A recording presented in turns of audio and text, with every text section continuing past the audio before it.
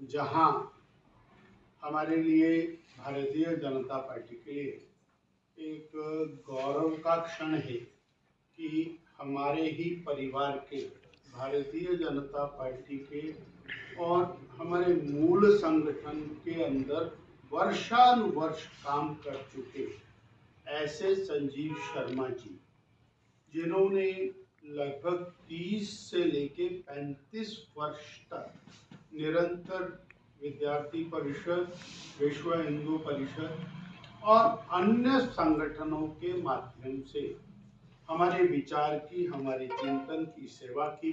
तत्पश्चात किसान मोर्चा और भारतीय जनता पार्टी में पार्टी के सक्रिय रूप में और योगदान देते रहे। वो परिवार जो जनसंघ के शुरू होने के समय से लेकर के पार्टी के साथ रहा। एक स्थितियां बनी और 2022 के उपचुनाव में आपने इंडिपेंडेंट चुनाव लड़ा।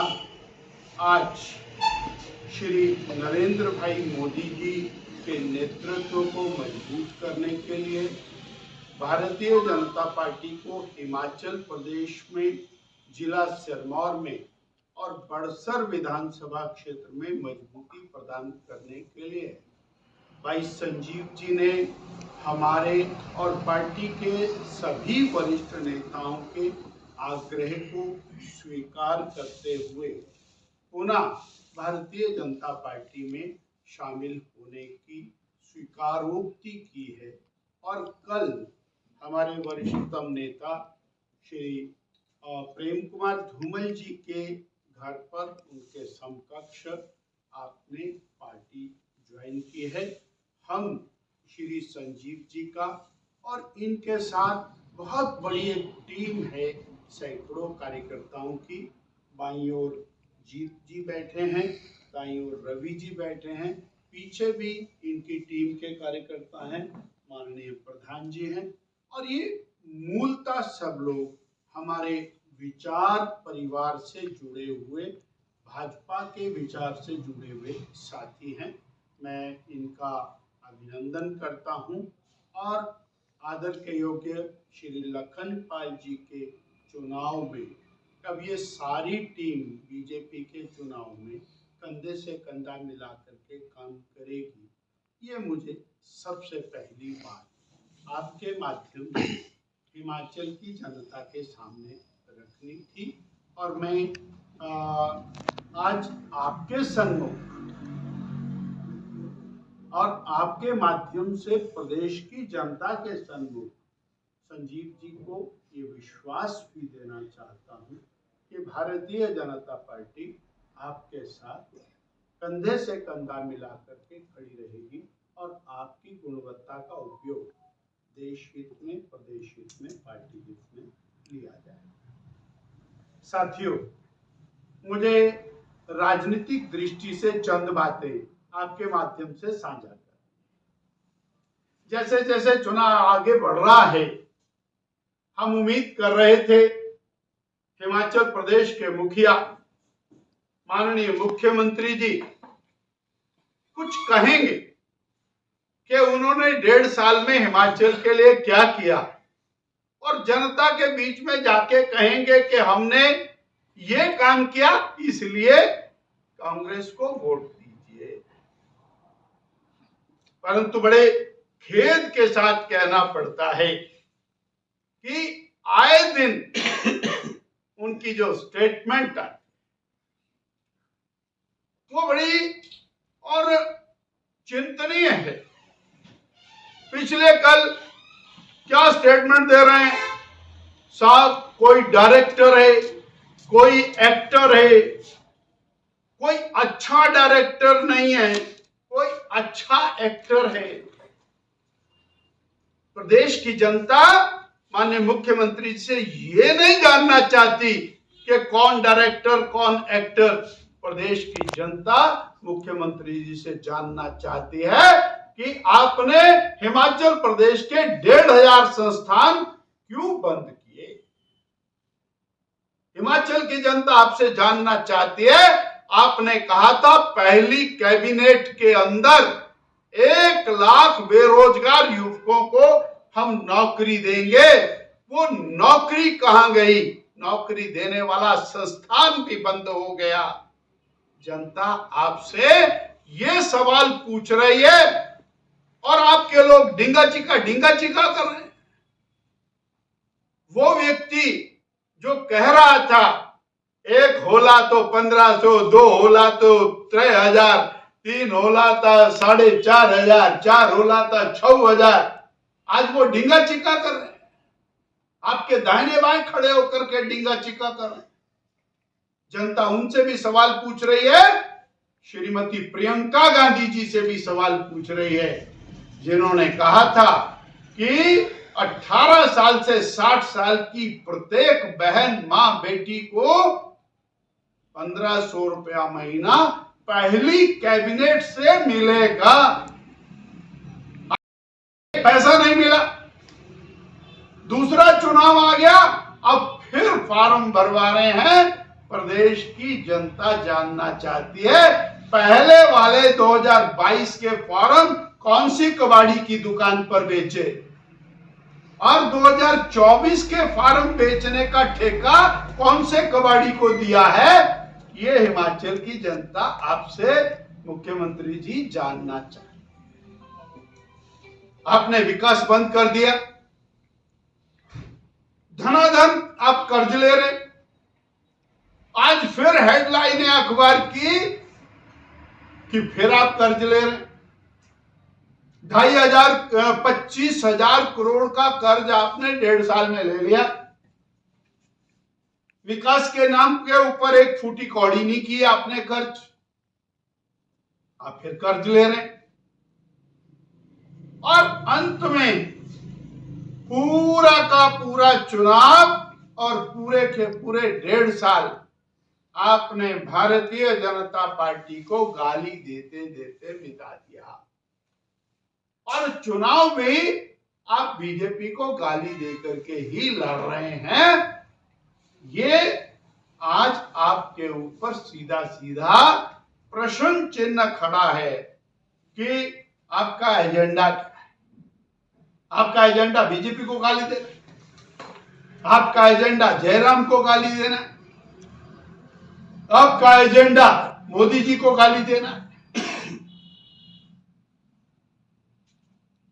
आज एक और सवाल कांग्रेस पार्टी, मुख्यमंत्री जी ने 97% हिंदू आबादी वाले हिमाचल प्रदेश को में हिंदू विचारधारा वाली पार्टी को हराने का जोर से दावा किया। और इस बार कांग्रेस पार्टी ने अपने चुनाव घोषणा पत्र में पूरा का पूरा घोषणा पत्र केवल और केवल अल्पसंख्यक तुष्टीकरण के साथ भरा है। 15 पैरे भरे हुए हैं अल्पसंख्यकों की भलाई के लिए, उनकी चिंता के लिए। और ये भी साथ में लिखा है, जिसको मैं विशेष तौर पर आपके माध्यम से कहना चाहता हूं,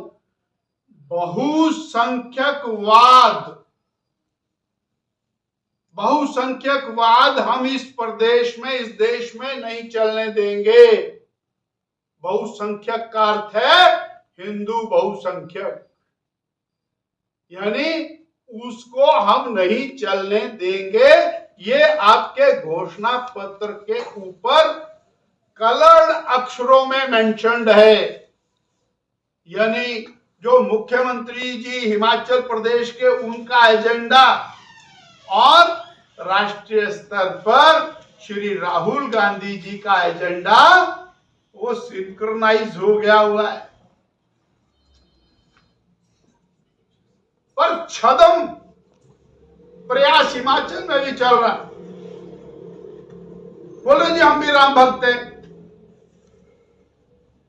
हम भी भगवान को मानते हैं। अरे क्यों सफाई दे रहे हो?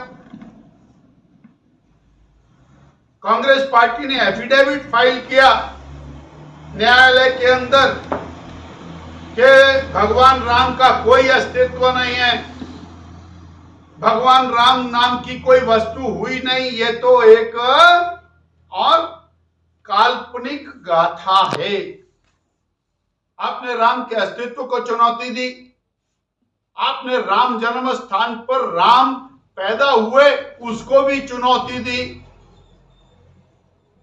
आपने और राम सेतु के अस्तित्व को चुनौती दी, आपने राम मंदिर पर आपके खानदान ने ताला लगवाया, आपके खानदान ने राम जी को टेंट में रखवाया, और आज पूरा हिंदू समाज गौरवान्वित है कि श्री राम जन्म स्थान पर राम मंदिर का निर्माण हुआ, और आप फिर तुष्टीकरण के लिए सनातन को समाप्त करने की घोषणा कर बैठे। ये मलेरिया है, डेंगू है, मच्छर है, इसको मारना है।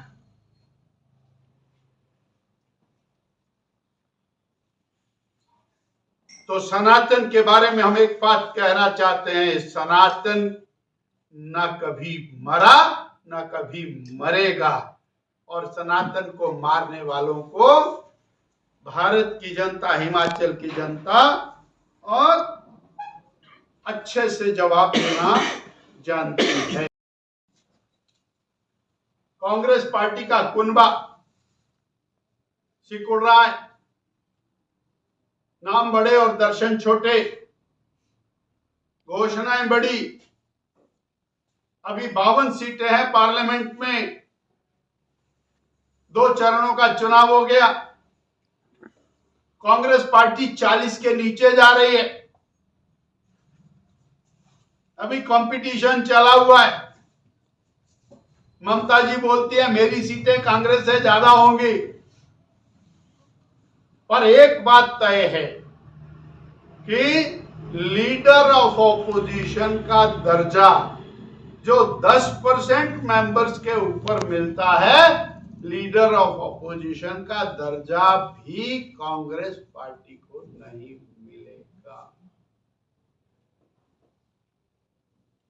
और मोदी जी तीसरी बार देश के प्रधानमंत्री राष्ट्र कल्याण के लिए, प्रदेश कल्याण के लिए, देश कल्याण के लिए बनेंगे, ऐसा और देश की जनता ने अपना मन बनाया है, मूड बनाया है, और हिमाचल की जनता भी देश की जनता के साथ खड़ी है। आज मुझे आपके सामने, मीडिया के सामने ये कहते हुए और पूर्ण विश्वास होता है कि 6 विधायक और 4 मेंबर पार्लियामेंट, ये 10 की 10 सीटें, और यदि न्यायालय 3 सीटों के और चुनाव डिक्लेयर करता है तो 9 विधायक और 4 पार्लियामेंट की सीटें ये हिमाचल प्रदेश में हिमाचल की जनता के आशीर्वाद से भारतीय जनता पार्टी जीती।